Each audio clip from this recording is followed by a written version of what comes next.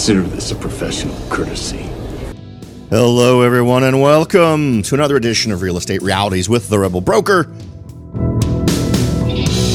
My name's Robert Whitelaw, and I am the Rebel Broker, licensed real estate broker in the state of California, member of the National Association of Realtors. But please, don't hold that against me. What a surprise, 2 days in a row. It's like magic. I wanted to jump back in, give you a little bit more insights today, just because I'm in a very giving mood. So here we are. We've got a couple of things to talk about today. Interesting news from Sacramento. I'm sure I'll hear from our resident realtor in Sacramento, who's a regular listener to the show, Mr. Blasius. It'll actually be kind of hot to hear his feedback on this one.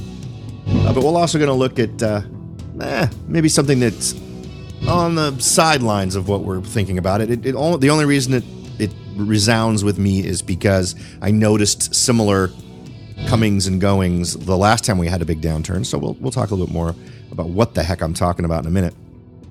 Before we do, though, let's jump in and give you the insights on how to get in touch. The best way is through the website.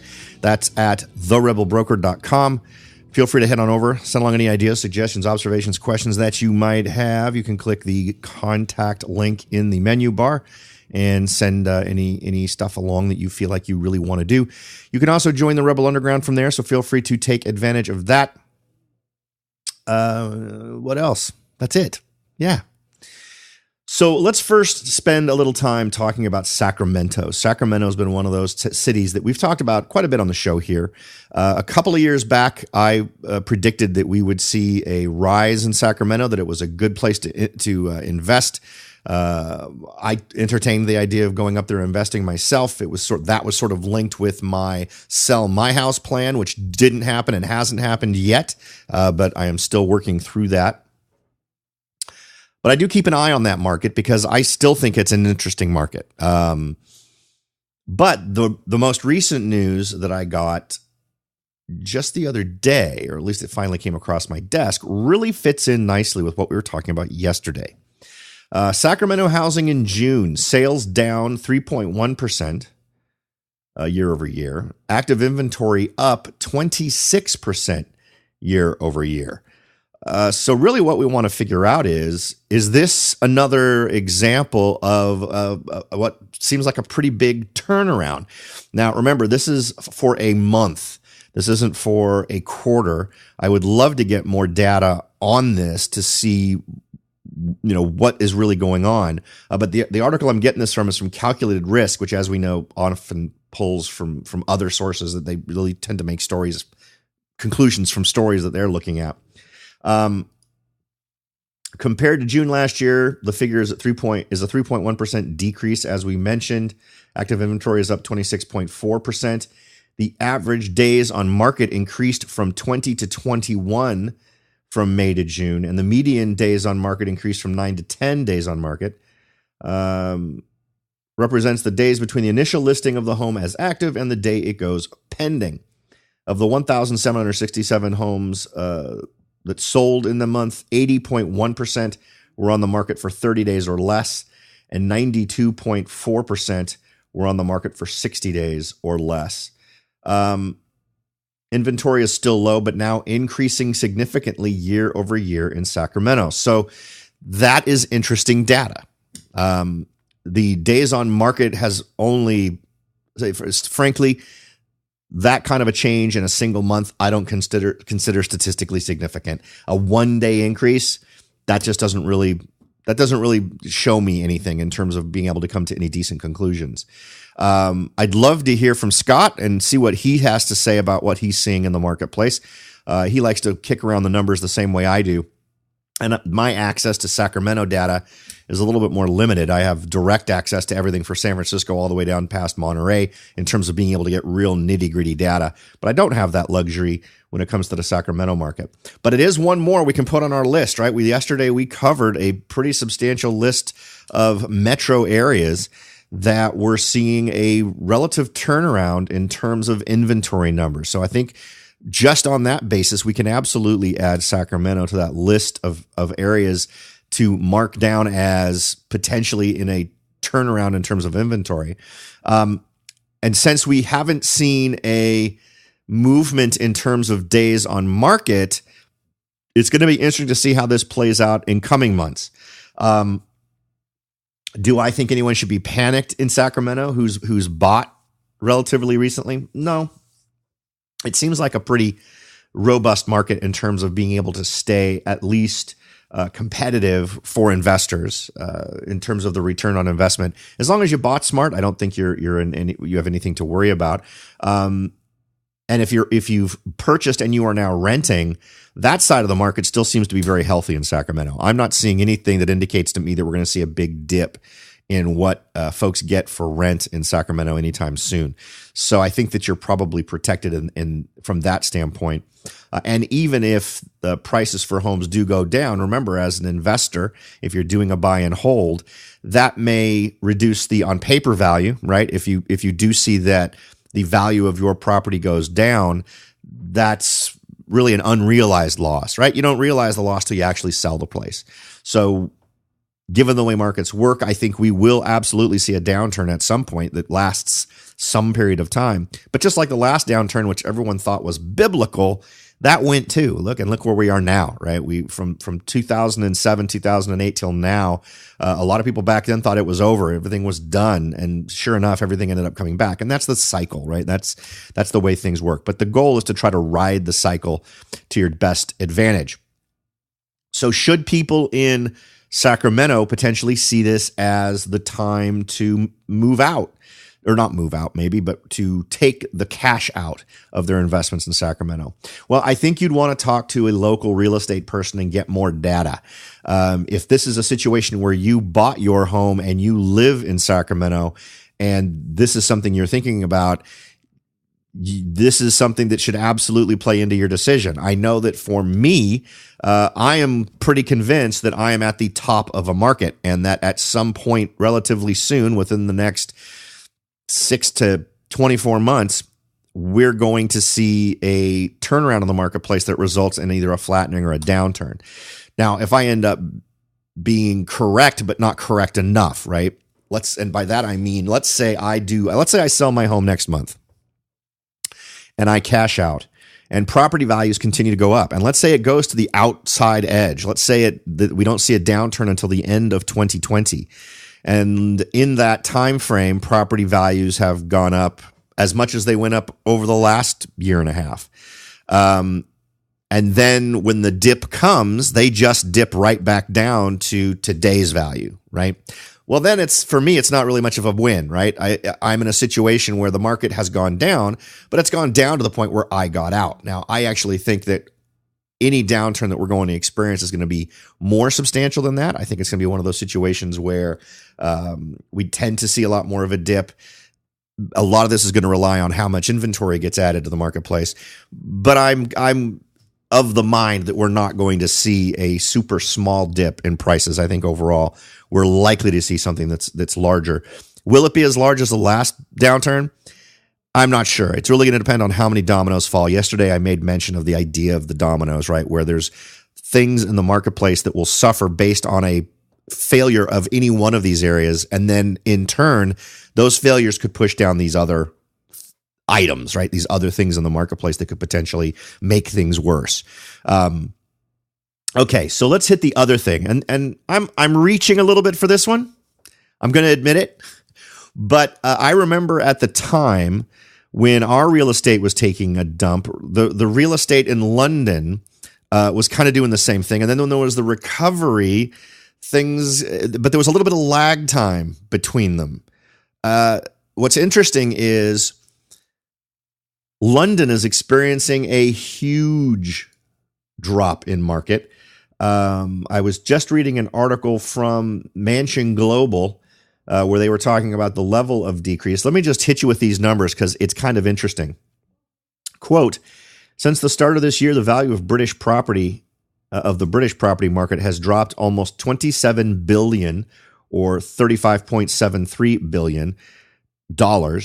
which equates to a fall of 5.12, or they're giving it to me in pounds to start. I don't think I need to give that to you. In US dollars, that equates to a fall of $6.78 per property per day, according to a report Thursday from UK property website Zoopla, which I guess is their real estate site of choice.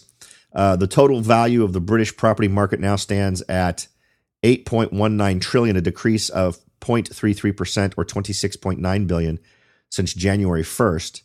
That's a pretty interesting number. And what's interesting about the folks in the UK is the conventional wisdom for a lot of these folks is that this is Brexit's fault. If you do a little Googling and do a little research, you'll find, no, you know what? It doesn't make sense. It doesn't hold water that Brexit is the reason. In fact, Brexit may have actually helped to slow a downturn. And in fact, Brexit hasn't actually happened, right? So it's being implemented. Experts told express.co.uk first-time buyers in limited housing stock is to blame. Matthew Transley of Propilo told express.co.uk that fears of a huge drop in the value of the average UK home and quintessentially British nightmare of negative equity has yet to materialize.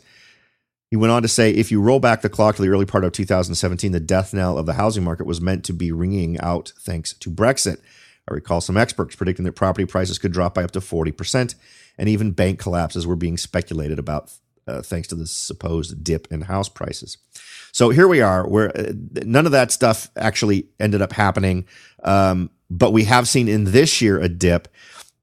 Don't think it's relating to Brexit. So in other words, the reason why I'm pointing out that I don't think it's related to Brexit is because if I believed that, there really wouldn't be much of a reflection here, right?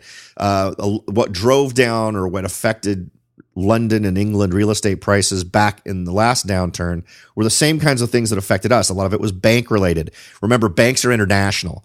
So that's why these are the kinds of numbers that every once in a while I'll glance at, because when we see things going nutty, that affect banks, that's not a country problem.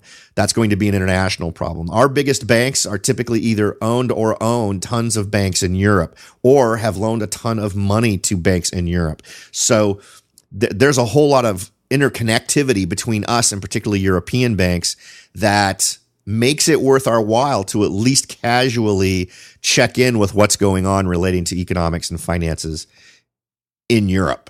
I think these are all just little pieces of the same puzzle that make it really interesting to get a new perspective on where our market might be heading. So I think all of these sort of feed the same beast.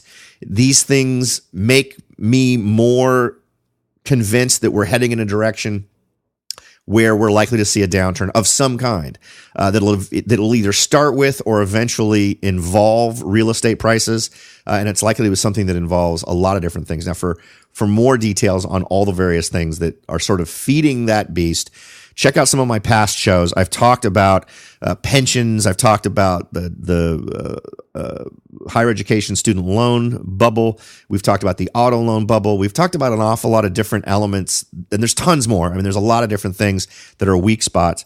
And we've covered those, and you add them all together, and it definitely makes us in a more sensitive position than we were when we were heading into the downturn last time. So, and that's one of the things that concerns me. If we do see a downturn, we were in a much better position to handle it economically and as a nation then than we are now, given a lot of other things that are going on.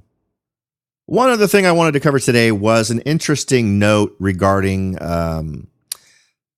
one of the folks from the Fed who was speaking at the Peterson Institute for International Economics in Washington. This is the Boston Fed president, Eric Rosengren, said that fiscal, regulatory, and monetary policymakers should take a variety of actions to make periods of high unemployment less likely. Specifically addressing the next economic downturn, Rosengren said that in the United States, state and local government financing, quote, should be designed to buffer the economy during recessions. Quoted by Bloomberg, Rosengren said that such steps could include reducing the reliance on pro-cyclical revenue sources, shoring up pension liabilities, and increasing rainy day funds during economic downturns. What's interesting about this is that some of the other things he said during a Q&A process were there are some real benefits to moving gradually.